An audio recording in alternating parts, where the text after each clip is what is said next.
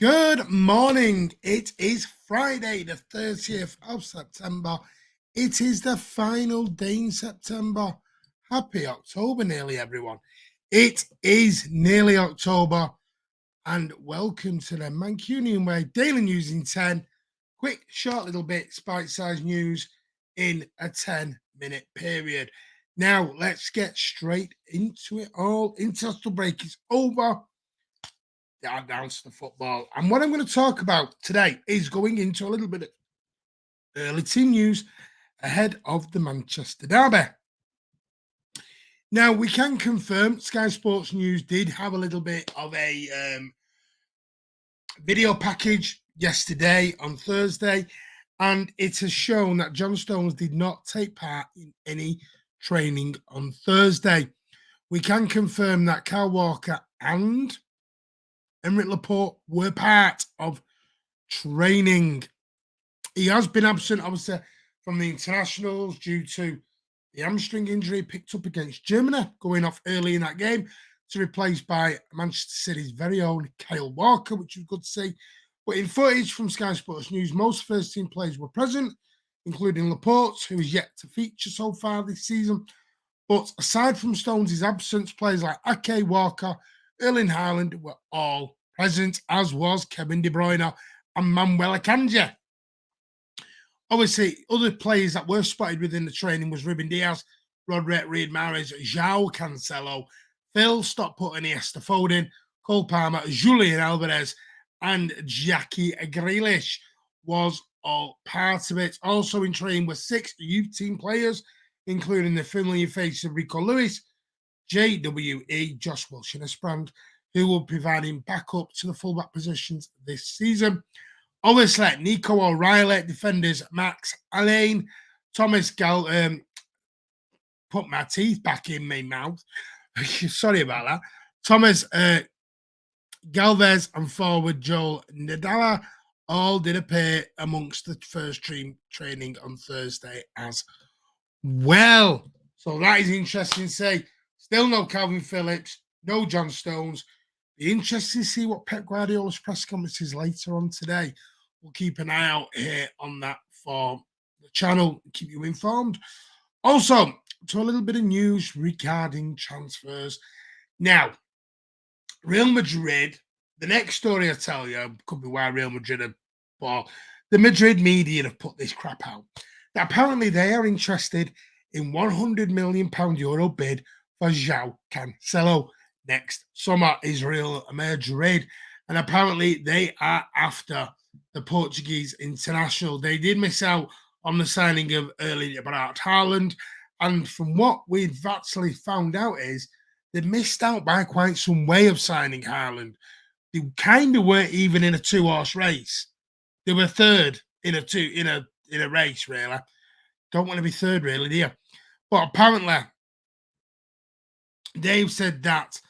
Oh, get me getting the words back in. But apparently, they are after João Cancelo to obviously take over the aging Danny Carvajal. The reports are stating that an offer of around €50 million will be enough to tempt City. No, it won't be. He did sign a contract extending in February, tying him to City until 2027. So hands off Madrid. The Portuguese sensation ain't going anywhere. You're looking at around €100 million, and even that might not even attempt City in selling. Also, there are no discussions at the moment regards 31-year-old Silke Ilkay Gundogan. So, yes, there's been a lot of rumours and talks and innuendo and everything else about him. But up to now, to this point, 30th of September 2022, no talks have been held regarding Ilkay Gundogan's future for the 31-year-old German international club captain. So we will keep an eye out on that as well. One good little bit of news that we can tell you here on the Mancunian Way is that Phil Foden, the Stockport Iniesta sensation himself, is very, very close now to signing a new contract at Manchester City, which will more than double his wages up to £250,000 a week, which is great news. They're looking at a deal around 2027 to 2028, somewhere in that mark, so around basically a 5 to 6 year deal. extension for the Manchester City born lad. He is a Manchester City fan. He'll love Sunday more than anybody else. And we want to see him sign that contract. The question is he worth that money when Bernardo Silva's stuck on 150? That is the question people will ask. Is that Bernardo Silva? Maybe he's worth a bump. Is 250 too much for Phil? Is that just tying him down for a long-term contract? For me, Phil Foden is going to be a one-club man. His club man, our club man, born a blue, die a blue, that will be Phil Foden. For me anyway. So it's great that he does sign a contract. The question is he worth the wages? For me, big yes. Some will say no. Let us know down in the comments. Okay, the final little bit of news. As I did tease you earlier, excuse me, I'm just coming off the back of a cold, is that Erling Haaland's documentary, it's not quite out at the moment in the UK. It is kind of out in other sources at the moment. Erling Haaland's decision, or as the documentary is called, Haaland, the decision, is due out. And it's called The Big Decision.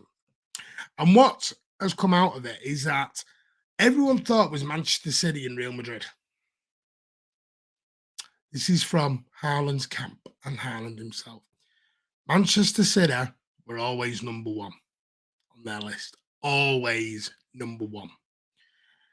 A few months before a decision was made on our list, and this is from Alfie Haaland, his father. On our list, Man City is the best team. Munich is number 2. Real Madrid is number 3. And PSG were number 4. There were English clubs in contention, which were Liverpool and Chelsea, and obviously Barcelona. But it was all about Manchester City and Bayern Munich by the looks of things. Real Madrid and PSG were above any other club. So Liverpool and United and Chelsea were not even in the race.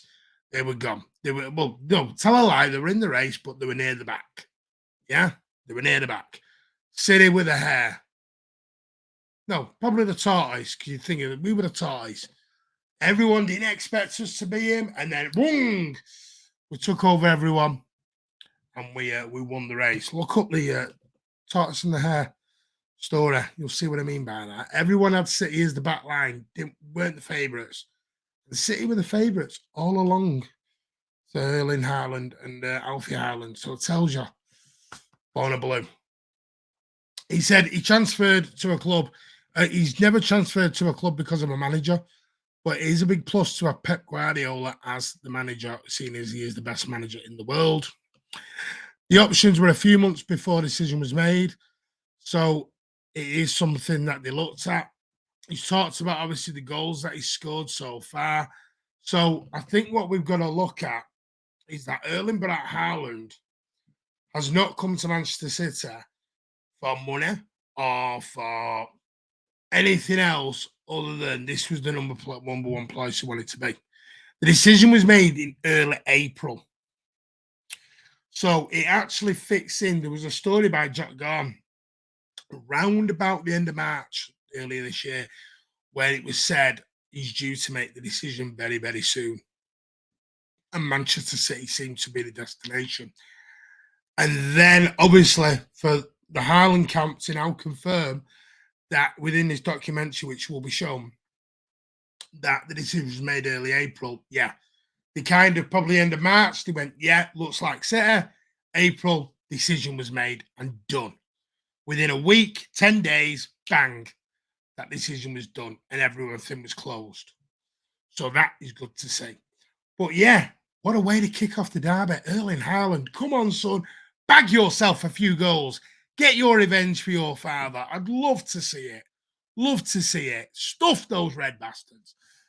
We'll have to see. Excuse my language. It is 7 a.m. in the morning. I'm a little bit excited. I've had my coffee. But anyway, I want to say a big thank you to everyone who has subscribed to the channel recently. You are helping it. Your channel do amazing. We really do appreciate that. Give it a big thumbs up. Share this around. Please subscribe to the channel. We're on the verge of 800. We want to get to 1,000 as quickly as we can. That would be amazing. Keep us growing. We are back now. There is no more news in 10s now until Monday morning. So we don't do news in 10s during the weekend. It's only Monday to Friday. I know Thursday was missed because I was at the hospital with family. I do apologise about that. But I am off now. Rich is off now. Ozzy is off now. We are all off now until Sunday night. We have given you Monday, Tuesday, Wednesday, Thursday, Friday. No, there'll be nothing Friday. Monday, Tuesday, Wednesday, Thursday, a derby build-up. There is the Manchester derby, what we think of it as fans, what it means to us. Manchester derby, the greatest ever games. There is Big Steve was on last night with Vader, Rich, and myself talking about this preview. Go back and give that a watch last night. It was outstanding. And again, a big thank you to Beta Games. Go and give that a subscribe. What a cracking show that is from our Canadian brother over there in Canada. And Big Steve, go and give that some love as well. Big Steve, top blue. Dinosaur, like us as well. But yeah, and of course, there's me, Richard Ozzy. And of course, Xander may be back Sunday. We are back Sunday, 10 p.m. Sunday, 10 p.m. Post-match, win, lose or draw, we will be here talking about the Manchester derby on Sunday night, the 2nd of October, 10 p.m. live on YouTube, the Mancunian way. Hit that like, hit that subscribe, make sure your notifications set to public. Come on, City. Manchester is blue. Let's do this. See you all Sunday night, Blues. I cannot wait. I just want to beat them. Take care.